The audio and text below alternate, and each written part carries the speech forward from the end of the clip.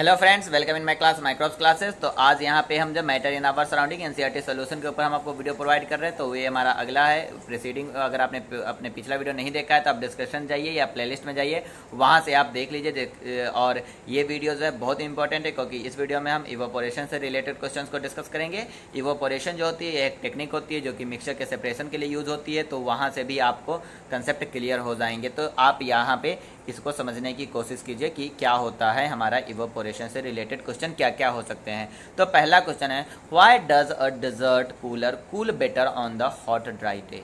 तो इसको समझने से पहले आप इवोपोरेशन समझिए क्या होता है। इवोपोरेशन क्या होता है कि लिक्विड का वेपर फॉर्म में बदल जाना और बिलो द बॉइलिंग पॉइंट। अगर कोई भी लिक्विड वेपर फॉर्म में बदल रहा है, लिक्विड से वेपर फॉर्म में बदल रहा है लेकिन बॉइलिंग पॉइंट पे पहुंचने से पहले, तो इस प्रोसेस को हम इवोपोरेशन कह रहे थे। अब इवोपोरेशन के लिए अगर आपसे हम क्वेश्चन कहे कि इवोपोरेशन डिपेंड किस पे करता है, तो इवोपोरेशन डिपेंड करता है सरफेस एरिया पे। दूसरा, the amount of water vapour present around us या सराउंडिंग में, एयर में प्रेजेंट वाटर वेपर को, और amount of the air water vapour around in the air is called the humidity. अगर ह्यूमिडिटी ज़्यादा है तो उस पर्टिकुलर एरिया को वाटर वेपर रखने की कैपेसिटी कम हो जाएगी और इवापोरेशन डिक्रीज हो जाएगा। तो चलिए हम देखते हैं कि होता क्या है डेजर्ट कूलर में। सबसे पहले कूलर को समझ लेते हैं। कूलर क्या होता है? कूलर में अंदर जो है पानी रखा होता है, जो पानी इवोपोरेट होता है। अब आप ध्यान दीजिए, इवोपोरेट होने का मतलब क्या है कि वाटर जो है लिक्विड से गैस में बदल रहा है, मतलब उसकी काइनेटिक एनर्जी इंक्रीज हो रही है। तो वो काइनेटिक एनर्जी जो एनर्जी लॉस करेगा, उस एनर्जी को वो क्या करेगा, उस एनर्जी को कंपेसेट करने के लिए अपने सराउंड की एनर्जी को कंज्यूम करेगा, जिससे कि सराउंडिंग जो है वो कूल हो जाएगी, ठंडा हो जाएगा।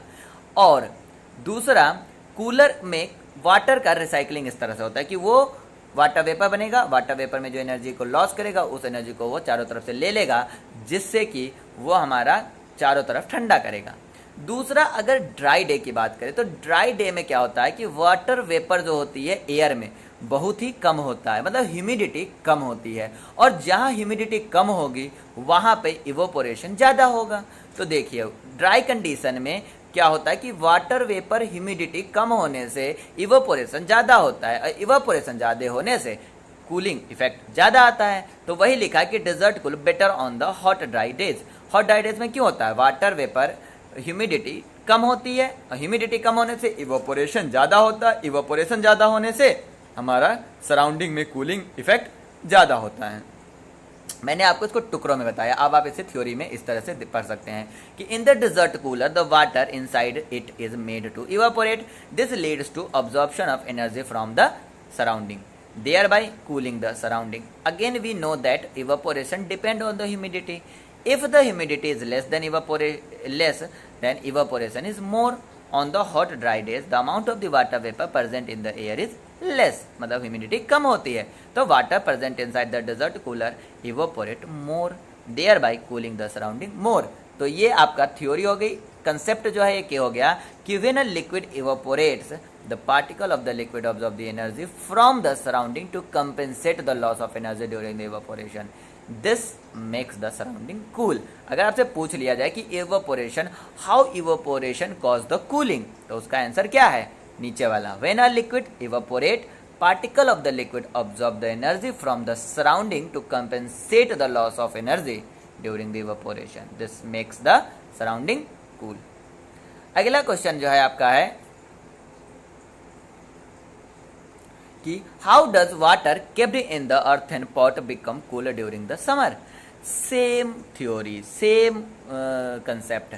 यहाँ पे भी क्या होगा, यहाँ पे सिर्फ एक चीज बढ़ जाएगा कि जो मटका होता है, अर्थन पॉट जिसे बोलते हैं, उसमें बहुत सारे पोर्स होते हैं, और पोर्स के सहारा जो है, पोर्स के सहारे इवोपोरेशन इंक्रीज हो जाता है, और इवोपोरेशन इंक्रीज हो जाएगा तो क्या करेगा, सराउंडिंग से वो एनर्जी लेगा। तो वाटर मतलब अर्थन पॉट के सराउंड में क्या है, उसके अंदर क्या है, वाटर है, तो वो वाटर से एनर्जी को ले लेगा और वाटर को ठंडा रखेगा।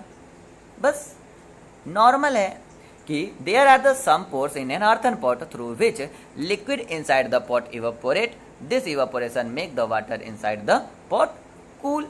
कैसे, इसका भी कंसेप्ट क्या है, when a liquid evaporate the particle of the liquid absorb the energy from the container to compensate the loss of energy during the evaporation, this makes the remaining water cool।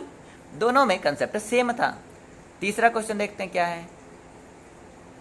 तीसरा question है why does our pump feel cold when we put the some acetone petrol and perfume.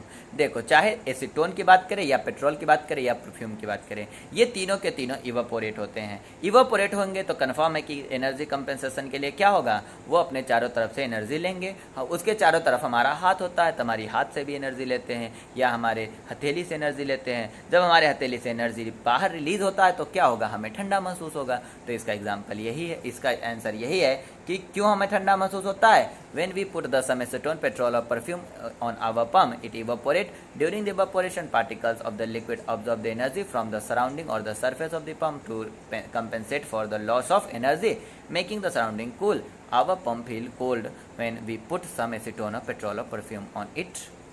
तो इसमें भी same ही concept है। देखिए, concept सिर्फ आपको याद होना चाहिए कि इवापोरेशन में होता क्या है।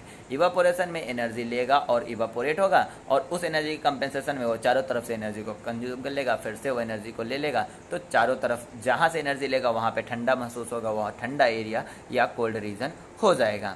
अगला आपका क्वेश्चन है why are we able to sip the hot tea और milk faster than saucer than a cup. देखिए, इसका भी आंसर वही है, ठंडा होना। जो चीज़ जल्दी ठंडा हो जाएगा उसे हम जल्दी पी लेंगे। अब कप और सॉसर में क्या डिफरेंस है। कप का जो सरफेस एरिया होता है, ओपन सरफेस एरिया, वो कम होता है। सॉसर का ओपन सरफेस एरिया ज़्यादा होता है। तो कप का सरफेस एरिया कम है, मतलब इवापोरेशन कम होगा, सॉसर में इवापोरेशन ज़्यादा होगा। जितना ज़्यादा इवापोरेशन होगा उतना ही जल्दी कूलिंग इफेक्ट होगा, उतना ही जल्दी कोल्ड होगा, तो उतने ही जल्दी आसानी से हम पी सकते हैं कंपेयर टू कप। तो इसका आंसर भी सेम है। A liquid has a large surface area in the saucer than a cup, thus it evaporate faster and cool faster in the saucer than in the cup. For this reason we are able to sip hot tea or milk faster from a saucer than a cup.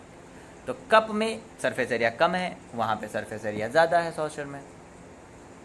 अगला question आपका है कि what type of the cloth should we wear in the summer. तो देखिए, summer में आप होता क्या आपके साथ, समर में आपके साथ पसीना निकलता है या स्वेट रिलीज होती है। तो स्वेट अगर आपके बॉडी के पास ही रहे तो क्या होगा, इवापोरेशन धीरे धीरे कम होता चला जाएगा और एक हार्ड लेयर बन जाएगा और आपको और गर्मी एहसास होगा। तो आपको एक ऐसा कपड़ा पहनना चाहिए जो कि उस वाटर को ऑब्जर्व कर ले। अगर वाटर ऑब्जर्व कर लेगा तो चारों तरफ का जो है ह्यूमिडिटी कम हो जाएगी और उतना ही ज़्यादा इवापोरेशन होगा, तो उतना ही ज़्यादा हमें कूल आएगा। तो सबसे अच्छा वाटर ऑब्जर्वर जो होता है वो कॉटन होता है, तो इसलिए हमें कॉटन पहनना चाहिए समर में।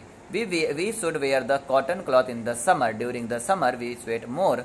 On the other hand, cotton is a good absorber of water. Thus, it absorbs sweat from our body and exposes the liquid to the atmosphere, making it evaporate faster. During this evaporation, particles on the surface of the liquid gain energy from our body surface, making the body cool. इसमें भी वही concept था। तो अगर आपको आज के सारे क्वेश्चंस क्लियर हो गए हैं तो आप वीडियो को लाइक कीजिए। अगर आपको कोई डाउट है तो आप कमेंट करके हमसे पूछ सकते हैं। चैनल को सब्सक्राइब कीजिए, आप नए हैं तो बेल आइकन दबा दीजिए जिससे कि हमारे सारे वीडियो आपको टाइम टू टाइम मिलते रहे। Thank you for watching this video.